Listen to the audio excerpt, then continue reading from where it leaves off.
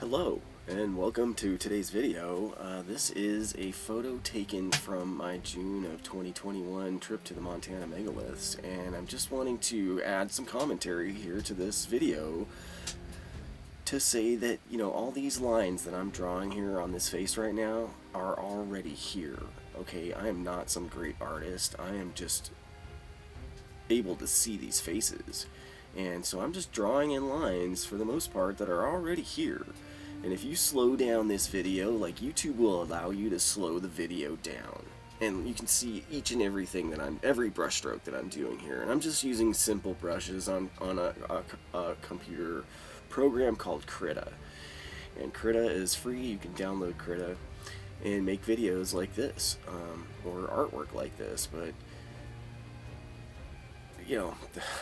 that's the main thing I wanted to point out, is that these are already here.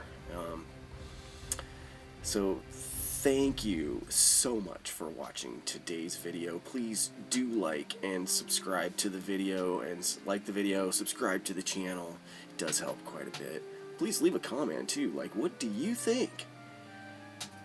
Is this a natural formation? Is this man-made?